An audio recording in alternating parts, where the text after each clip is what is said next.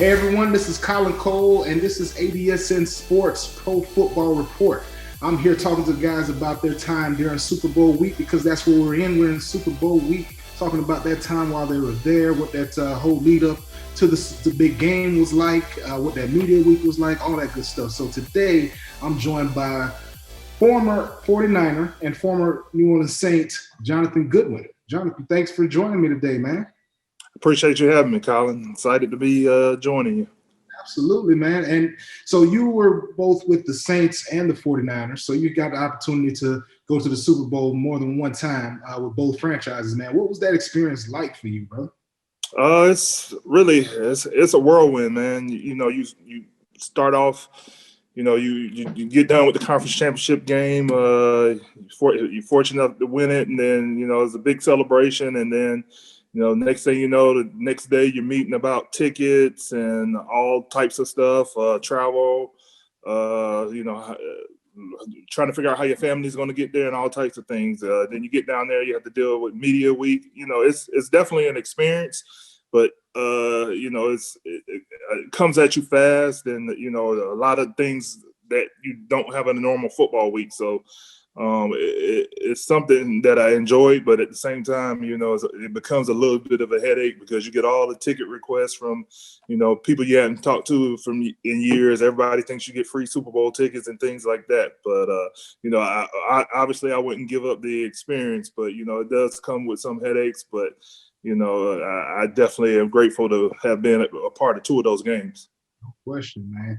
So speaking of that, man, it's interesting. Speaking of that, how that time kind of flies by. You talked a little bit about some of the logistics and stuff that you got to deal with, kind of that week leading up, as well as getting ready for travel and moving into the game. So tell us a little bit about what was your most unforgettable moment of the Super Bowl week. I think that my first experience with media day, just seeing that many media and reporters, and just having to be at a station and this many people coming to talk to you, and just that experience alone is something else. People from all different types of countries, all types of walks of life, just going through that, and then with the rest of the build up to the week, it was definitely an experience, man. And so that being said, man, and talking about the week itself and practice itself, obviously you guys don't have a regular week of practice. You dedicate a lot of time to a lot of different things. You're being tugged all these different directions, and yet you still have to focus in on that game, man. What was some of the things that kind of helped you to refocus on game week and game week practice and preparation? One thing I did was I was able to talk to some guys that had been through that week, those 2 weeks before. So, the thing that stood out to me, guys, was get the ticket requests and get all that figured out early in the first week during the bye week. Iron all those little details as far as, who's coming to the game, where they're staying, and get those things done. And then just try to get back focused on playing football. So, I think with both teams, we took a couple of days off after the championship game, and then that allowed me to get those things in order. And then we practice a couple times, in San Francisco or New Orleans, and then you fly out to the game at the beginning of the game week. So I think reaching out to some of those guys and getting advice and just taking care of things right away when it comes to the off the field stuff, that allows you to focus on the game a little bit more. I think these guys, other than the COVID issues this year, they kind of have it a little bit better because they don't have to deal with the normal media day or traveling to the location of the Super Bowl and being down there for a whole week. So you get to spend time with you get to keep your normal routine in a little bit. So I think that's really going to help these guys out this year. You talk a bit about routine.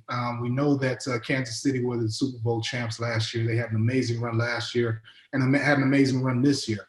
How much of the routine helps them in this upcoming week's preparation compared to Tampa Bay, who did not, hasn't been to the playoffs in some years? hasn't been to the Super Bowl since the early 2000s. What does that do for that organization as opposed to Kansas City being in this position, having been there just last year? Yeah, I think it's a huge advantage for Kansas City, to have been there. A lot of guys on that team have just went through that experience a year ago. So, in some ways, I think some guys, in some cases, younger guys, everybody takes this opportunity for granted. And, I think this is another thing that will help Tampa that is not a normal Super Bowl week where there's not a bunch of parties and there's not a bunch of things to do off the field. So I think that will help even it up for Tampa a little bit, but there's no experience like Kansas City has of actually playing in the game last year and, having to deal with the pressure of the game and just knowing this is, for a world championship. But, hopefully it'll be a good game. The Tampa does, have a guy like Tom Brady and Rob Gronkowski who's been through this. So that, hopefully, those guys seem to be great leaders and they may be able to, share some advice with those guys to try to even up the playing field a little bit. How much does having a veteran guy like that, in your opinion, really help propel those teams? Considering the teams that you were a part of, you had both Drew Brees, a veteran at the time with New Orleans, and you had a young Colin Kaepernick.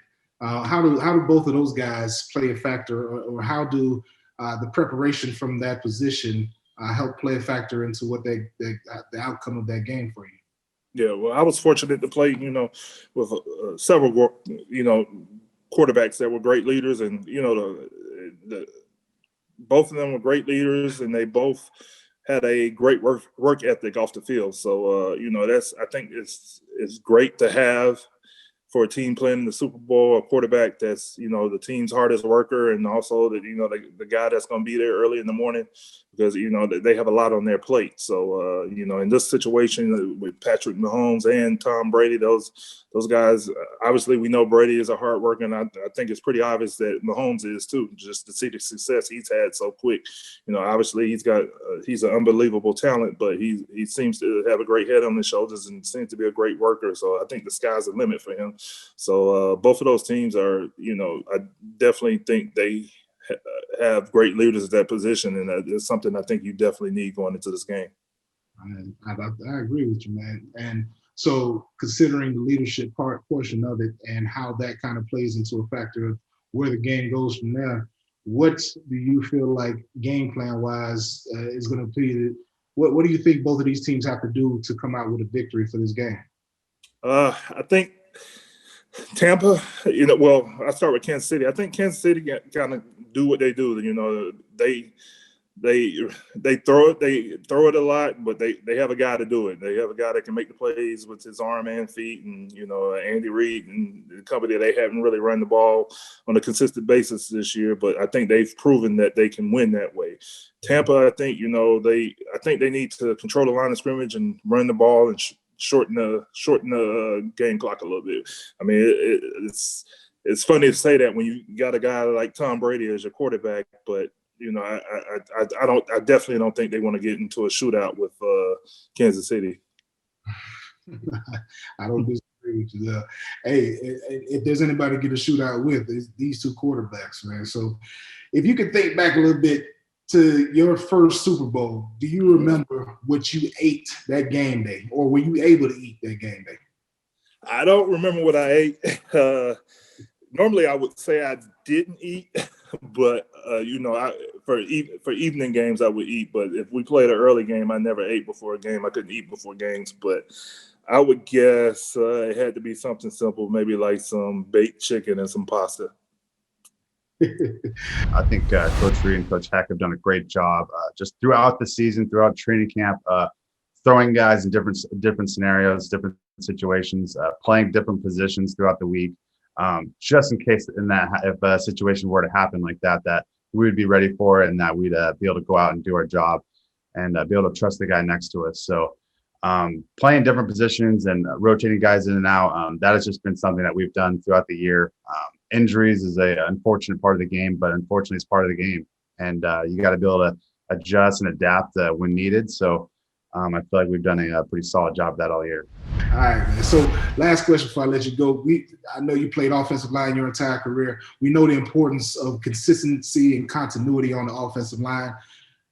Unfortunately, Eric Winston is out for this game coming up for the Kansas City Chiefs, and we know how important that continuity. Eric Fisher, I said Eric Winston. Eric Fisher. He's out for this game, and we know how important that continuity of having that offensive line, especially the left tackle protecting Mahomes' back blind side. How big of a factor does not having his offensive tackle, Eric Fisher, in the game going to be for Kansas City? It could be huge. You know, that's a very important spot on the line. Like you said, you know, now they got to start a new guy in the biggest game of the year. So, you know, fortunately for Kansas City, they will have 2 weeks to get ready for this game. But, you know, to lose a guy like Fisher, that could be a huge blow. But, you know, especially with Tampa having a couple pretty good DNs. So, you know, I think that's something the Chiefs definitely have to game plan around a little bit just to make sure, you know, that they can handle those ends with a backup tackle plan. So it's definitely an interesting thing to keep an eye on during that game, and something maybe Tampa could expose to, you know, kind of slow Mahomes down a little bit. All right, man. So what's your pick for this game? Well, you know, my big brother is coach in Tampa, so I got to go Tampa. Yeah, family ties. That's going to be the short shot pick for you. I get that. I don't disagree with that at all. I think it's going to be a big game, man. I think it's going to be high scoring. I don't know how high, but I think it's going to be high scoring. These guys are going to put up some points for sure, man.